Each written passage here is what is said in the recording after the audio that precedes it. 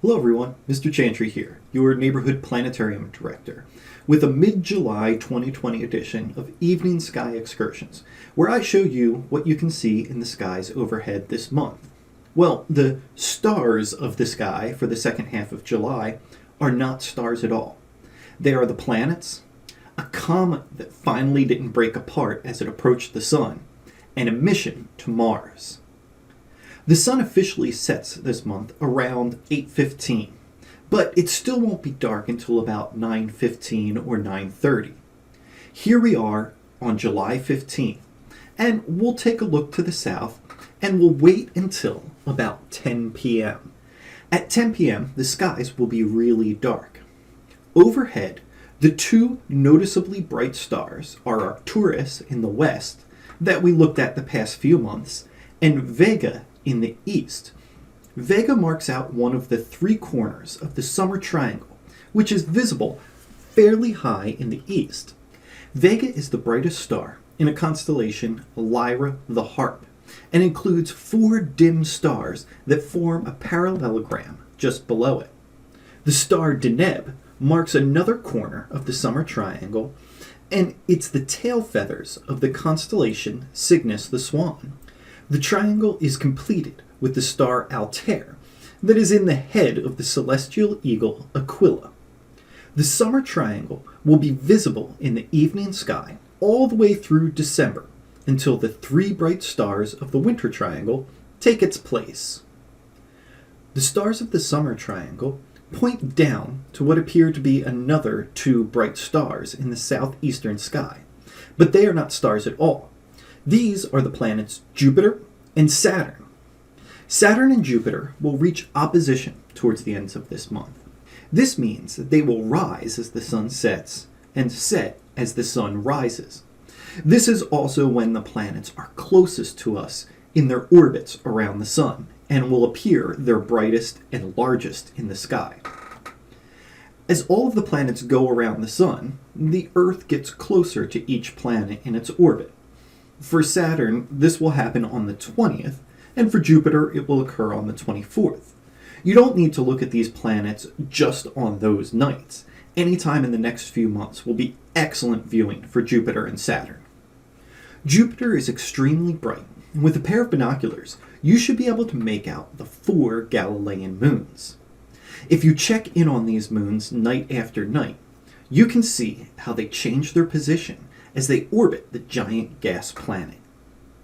Saturn and its amazing rings are visible, but you need the magnifying power of a telescope to get a good view of those. The red planet Mars will rise into the sky after midnight this month. It does not reach its closest point or opposition to the Earth until October 13th, but it will be in the news at the end of the month because NASA will be launching the Perseverance rover to Mars sometime between July 30th and the 15th of August. This mission is launching now, and not in October when the two planets will be closest to each other, because the journey to Mars takes a long time. We have to launch to where Mars will be in October, when it's at its closest to Earth. The rocket will follow along and catch up to Mars, and in mid-February, the rover will actually land. The main mission of the Perseverance rover will be to look for evidence of ancient life in Jezero Crater, which has all the signs of being a river delta hundreds of millions of years ago. Additionally, Perseverance will have the first microphone ever on Mars and will be testing out the new technology of a remote helicopter that will fly around on the Martian surface. Both China and the United Arab Emirates will also be launching missions during this window. If the launch does not happen by mid-August, NASA will need to wait about 26 months before Earth and Mars line up in their orbits again. If you're up at 2 a.m. to see Mars, you might as well wait up a few more hours and catch a glimpse of what I think is one of the most exciting sights in the nighttime sky in the last few years, a comet. There have been a few false alarms this year with comets that were supposed to be bright that broke apart as they approached the sun. This comet has made it and is putting on a spectacular show. Comet C2020 F3 NEOWISE, or just NEOWISE for short, is named after the NASA satellite telescope that discovered it, the Near Earth Object Wide Field Infrared Survey Explorer. The best time to catch this object will be from the time this video comes out until about the 18th of the month, between 3:30 a.m. and 4:30 a.m. You will need to be in an area with a clear view of the northern horizon. I ventured out on the morning of the 12th and was able to spot the comet with just my eyes. It was not totally obvious because of the light pollution, but once I knew where it was, I could easily find it. When I looked at it with binoculars, it was just stunning. Here's a picture I took with my iPhone.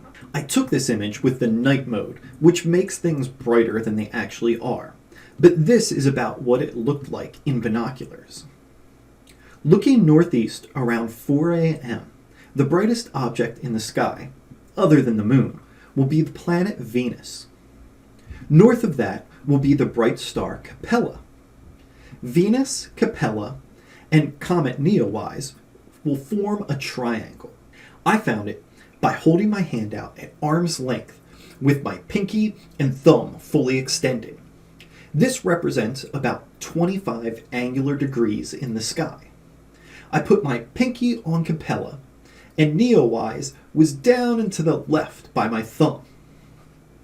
After about the 18th, you may be able to spot NEOWISE in the evening sky, but it will rapidly be getting dimmer as it makes its closest approach to the Earth on the 24th of July.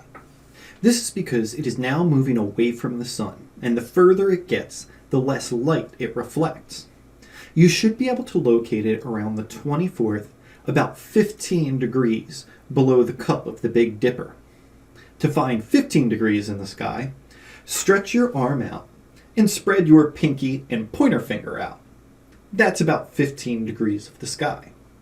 You will need to use binoculars because by this point it will be too faint to see with just your eyes. The end of July is the perfect time to go out and look for that summer triangle. Check out Jupiter and Saturn with binoculars or a telescope if you have them. And if you're up for the challenge, go try to spot comet NEOWISE. You will not be disappointed. So go outside, look up, be amazed, and most importantly, be excellent to each other.